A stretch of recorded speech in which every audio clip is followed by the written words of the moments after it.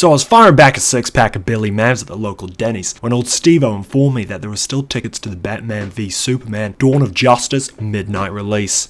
And as we all know, nothing improves a movie-going experience like being fuck-tired and surrounded by overzealous fanboys who bust a load at the title sequence and then complain about Doomsday's rectum being the wrong shade of shit grey. So yeah nah, I'm Russell, and this is Russie Reviews. Batman v Superman Dawn of Justice, or more accurately put, Batman v Superman v Wonder Woman v Doomsday v Mark Zuckerberg Dawn of the hastily put together DC cinematic universe, is a story of the impervious, invincible, flying laser eye man god Kal-El fighting some rich, angry bat cunt who punches pretty good.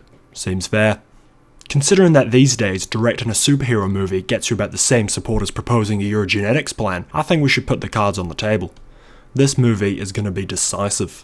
Like blue cheese, anal sex, or dead baby jokes, people will either love this film, or more likely, fucking hate it. But, as a sophisticated movie critic, I'm going to put aside my expectations of what could or should have been in this film, and instead have a cold hard fucking look at what this movie actually is. Zack Snyder is back in the director's seat, and like a filmmaking doomsday, it seems that the fanboy internet hate from Watchmen and Man of Steel only seems to make him fucking stronger.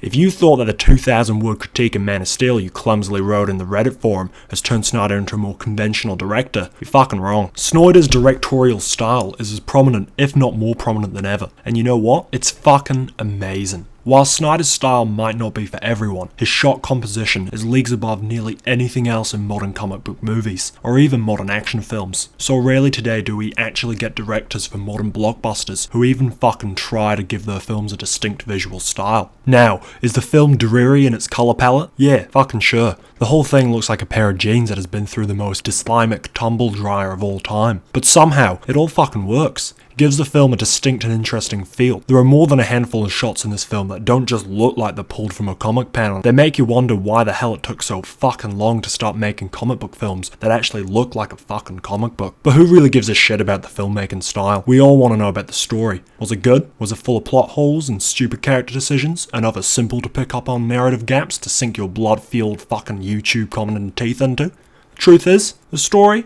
it's fucking different. Batfleck v Superman is definitely trying to tell a more interesting story than your typical superhero beat-em-up. In particular, the first act of the movie plays more like a thriller, asking questions about what would happen in a world with Superman. And it's good shit, but like a freshman in the bedroom, the film makes promises it just can't fucking keep. When the many story strands finally meet up towards the end of the second act, all the nuance and interest of the story is just thrown away in favour of a 12-year-old Russell's superhero wet dream. And I think that's the problem with this film. The film's stuffed, perhaps overstuffed, characters and plots and subplots. And because of that, the film can't go as deep into any of its themes as perhaps Z-Dog intended. And maybe that's why so many people already seem to be treating this film like it's the biggest disappointment since themselves. The snobby film bastards after something a little more character-driven or thought-provoking will be disappointed by the second half of the film, while the turd nerds after a fun comic book action movie will be bored shitless by the entire first two acts of the film. Altogether, it's a pretty solid superhero flick, not as rocky or overstuffed with action as Man of Steel, but it isn't as smooth in its delivery as something like The Avengers. The movie looks fucking amazing, and the action is some of the best out there, with Batman in particular being an unrelenting fucking machine of ass kicking.